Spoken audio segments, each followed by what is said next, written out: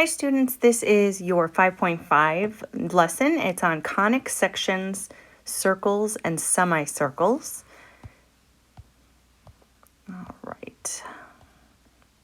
So we have several learning goals that are all intertwined in this lesson. So the first one, we are going to know how to write an equation of a transformed circle and a half circle from a graph, or if I give you the graph feature information. In a typical year, we would also do the ellipse and the hyperbola. I'm going to briefly go over those, but I would be happy for those of you that were interested in learning that. I'd be happy to go over that with you. The second learning goal is that you can restructure a conic section equation by completing the square. Now, hopefully you remember we did this with the parabola. We're going to be doing this today where we have two squared terms instead of just the one. And you can identify a circle from a transformed or general form equation. So obviously if it's graphed, you're going to be able to tell it's a circle. But if I just give you an equation, you should be able to identify that it is indeed a circle. All right, so here is the first part of this, and I'm going to put this link, because obviously you can't click it off of this video, but I will put the link down for you in case it's like 2.5 minutes, but it's a good visual of how this works. The basics of this is you have two cones, and they're stacked on top of each other, okay? So we have these two cones, just to kind of visual what's going on here. We have these two cones stacked on top of each other. Each of these little colored planes, the first one is purple, it's cutting through at a different angle, at a different spot on these two cones. So you can see this purple one, the plane is parallel with the base of these cones. And when we do that, we get a circle. So we're looking at what type of cross section would I see. So we have that circle inside of here. Okay. For the green plane, notice how this green plane is coming in slanted. It's not parallel to the base. And what you're going to get here is called an ellipse. Some people say eclipse. It's not an eclipse. That's something totally different. This is an ellipse. Think of like those elliptical machines. Your foot is basically going through this squash circle type of a shape over and over. That is the shape of an ellipse. Now the next one you're very familiar with, which is the parabola. This is our quadratic function, but most of you have probably not seen it, this cut with the cone. Now this is actually parallel with this. So notice this plane is not going to intersect the other cone. It only intersects the one cone, and we have our parabola. Okay, the last and final shape, this is a hyperbola. And what happens here is this plane is actually perpendicular to the base. So notice it will cut both of these shapes, and it almost looks like you have two parabolas and they're facing away from each other. That's how you will see that, okay? If, depending on how these cones are set up, you could also see it like this. You could also see a parabola facing the other way. Obviously, we could have a parabola facing up or down, but we could have it facing right or left. But with this, we're not going to have both. A parabola is a single cut. And then the hyperbola is a single cut. But notice the hyperbola cuts both of these cones. Okay, so that is kind of a crash course on what is a conic section. Again, this link, 2.5 minute video where it'll show the actual slicing. So if you're interested in kind of understanding a little more, that's a cute little video. He's got a nice accent. All right, let's look at page 20. So page 20 is our circle notes, and we're going to start with a circle. So go ahead and get into page 20. And let me get in there. Sorry, one moment. Okay.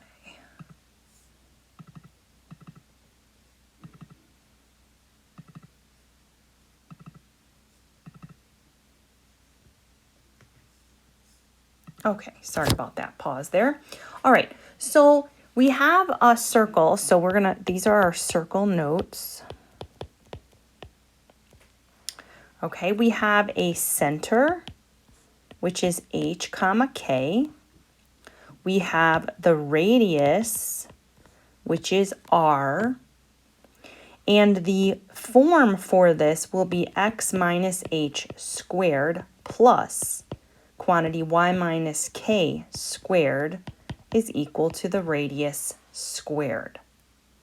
So we can go ahead and look at this if we were thinking of the Pythagorean theorem. So if we think of the Pythagorean theorem and we know that all these points are x comma y, if let's say we draw a triangle in here, this is x and this is y and this is the radius, this would be x squared plus y squared equals r squared. And that's from the Pythagorean theorem. So now the difference is if we do not have center at 0, 0, that's where the shift of h and k come in. And that's what we're going to go ahead and take a look at. All right, so given this graph, write the equation in transformation form. So again, it's x minus h quantity squared plus y minus k quantity squared equals r squared. So let's take a look at where the center of this circle is. Here is the center. So let's identify. The center is -2, 1. And the radius, we can count up 3 here. And so the radius r equals 3. All right, now what we're going to do, this is my h, that is my k, and this is my radius. And we're just going to plug those things in. So we have x minus h. H is -2. We square that. Y minus the k value squared equals the radius squared. So we're going to, of course, clean this up. So this we will write x plus 2 squared plus y minus 1 squared is equal to 9. And if I gave you a circle, I would expect that you could get into this equation fairly quickly. Now notice this h and k, remember that minus is part of this form. So when we see x plus 2, we know that's a shift to the left 2, just like we've done with our other horizontal and vertical shifts. All right, I would like you to pause this and go ahead and try this next one. And I am going to go ahead and hopefully you've tried this. Let's see what our center is. So the center for the circle is 0, 6. The radius is just 1. So our circle is x squared plus y minus 6 quantity squared equals 1 squared, or 1. And that's the equation for your circle. Okay, we're going to move into semicircles, and we're still on that page 20. So semicircle note, so this is a half circle, and of course the circle has 2 halves. So number 1, you are going to write the circle equation. Number 2, you're going to solve for y. Number 3, choose appropriate half. And we'll do this so that you can take a look at what this is going to be. Okay, for that generic circle we were looking at, x squared plus y squared equals r squared. Remember that from the last one with a center of 0, 0. If we were to solve for y squared, we would take r squared, we'd subtract that x squared from both sides. And then how do I undo a perfect square? Well, I take the square root. And we remember when I take an even root of both sides, we must have a plus minus. Now here's where the 2 pieces come in. The positive, so I'm going to say the top half of circle is y equals the square root of r squared minus x squared. The bottom half of the circle is the negative piece, the opposite of the square root of r squared minus x squared. So that plus minus gives us two separate pieces. One will be the top half, the other will be the bottom half. That's a horrible looking circle. Okay, so let's give this a try. So we're going to pretend this is a full circle first. That's our first step. So for the circle, we would have a center at 0, 0. We would have a radius. Okay, so let's think of the radius. It's going to be here at 6. So the circle is, it will be x squared plus y squared, because notice it's 0, 0. So x minus 0 squared is just x squared, same with y. And that equals 36. I don't want the equation for the circle. I want the equation of the semicircle. And notice this is the top half. All right, so let's solve for y. So that's our next step here. We're going to solve for y. So I subtract x squared from both sides. Y squared equals 36 minus x squared. I now take the square root of both sides because I want to get y alone. And so y equals plus or minus the square root of 36 minus x squared. And then our final thing is to say, okay, we got the semicircle. So we say semicircle equation, and that's for the one that's drawn, is y equals the positive square root of 36 minus x squared. So that is your final answer, but we do have to do a bit of work beforehand. First, we're going to go ahead and get the equation of the circle. We're going to solve for y. We're going to choose the appropriate piece, the positive or negative. Top half is positive, bottom half is negative. Okay, why don't you go ahead and pause me and try this one? All right, so again, we would look for the actual circle first. So the center, this would be, where am I? 3, 5. And the radius would be 4. So the equation of the circle, which again, we have a semicircle, but we're basically just using that to create the full circle equation.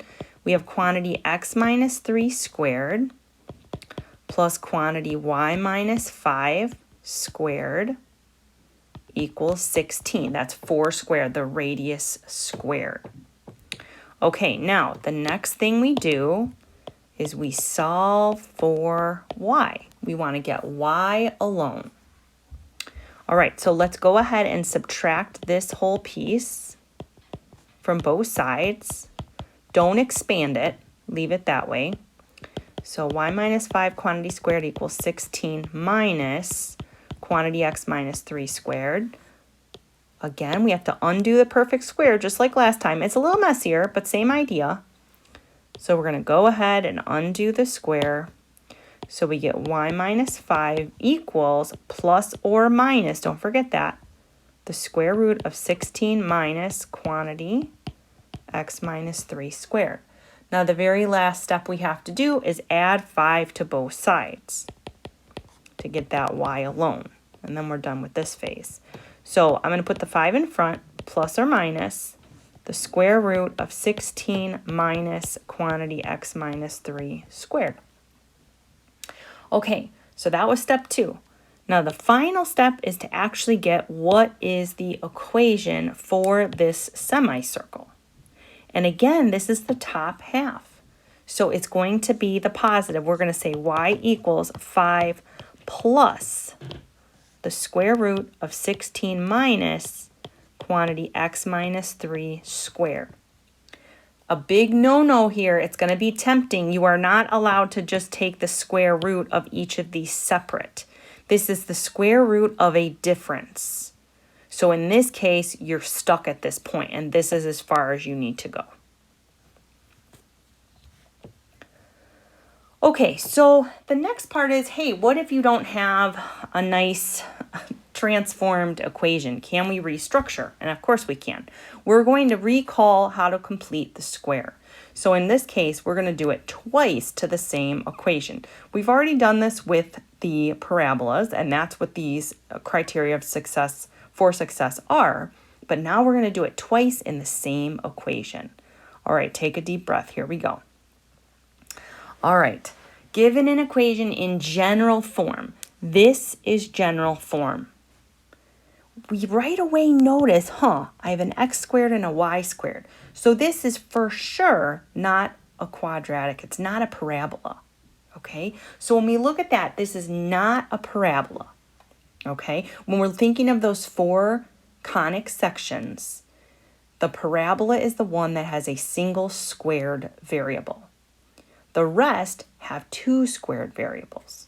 So we have ax squared plus by squared plus cx plus dy plus e equals 0. And we want to know, hey, we'd rather have this in transformation form, because then we can tell what type of conic it is. We can tell anchor points or centers, and it's going to be helpful if we're graphing. So we're going to complete the square twice. All right, here we go. So we're going to restructure. We want it to be in transformation form. And if it's a circle, we will state the center. If not, just transform it and leave it. So the first thing I am going to suggest is that we rearrange the terms. I want to keep all of my x's together. I'm going to leave a space. And I think I'll go back to my highlighted blue to show that. Okay, and I'm going to try to be good with my colors here. See if I keep things separated. Okay, so minus y squared minus 2y. And then I need some other thing here. Okay, and let's put the constant in blue. Minus 43 equals, oops, maybe not yet with the equals. Let's leave some spaces here, equals 0. Okay, so we're going to need two boxes. All right, we got a lot going on here. The best thing I can tell you is take your time. You already know how to do it with one, so just do one at a time. In this case, let's look at the x's first. We need to find out what can I put in this blue box to make this a perfect square. So I'm going to go ahead down here, and I'm going to use this method with the area model. I know my diagonal has to be 4x, so I just cut that in half, 2x and 2x. And I ask myself, well, what has to go in the top right? It must be 2. 2 times x is 2x, and a 2 here as well. So down here, we have a 4. So 4 is the thing I'm missing, and I'm going to go ahead and put it right here. And of course, I better undo that. So I'm going to go ahead and say minus 4 here. Okay, I'm going to finish this x one off just so I'm kind of in that same mode here. So this is x plus 2, quantity squared. Okay, now let's go to green. So for the green, I am noticing that I have to take out that -1. So this is going to be y squared plus 2y. And I'm going to have to bring all this stuff down. So let me get my right colors here so I can do this correctly. Minus 43. I'll bring these back down so everything is the same. Okay. So for this line, I took out that GCF of -1 because we know that a value has to be 1. We have y squared. We know the diagonal is 2y, which means it's y to the first on each, just one y and one y, which means that's a 1 and that's a 1, and so is this little missing piece. So we'll write plus 1. But I didn't really add 1. I really added -1 times 1, which is -1. How do I undo that? I have to add it. So be careful. Try to remember those little pieces there, okay?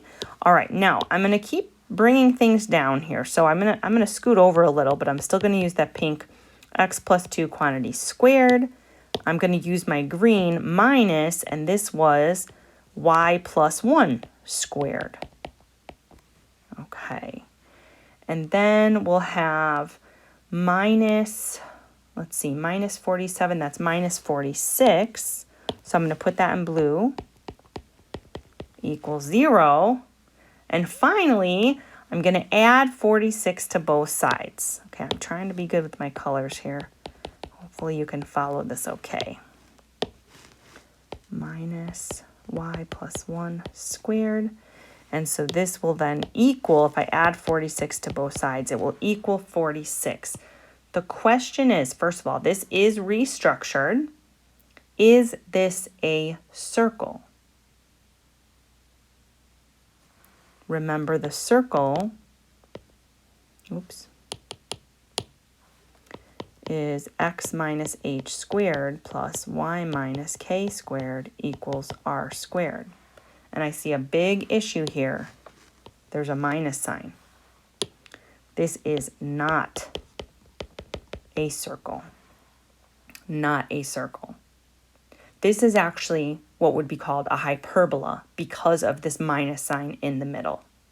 Okay, but at this point, if you just say you know it's not a circle, that's fine, and then you are done.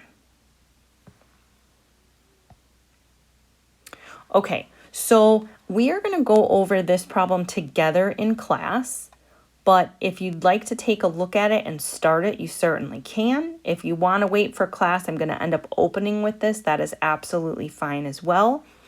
Again, you're going to rearrange it, and then don't forget those GCFs. So you're going to end up having to pull something out of both of those and then complete the square twice. All right, I will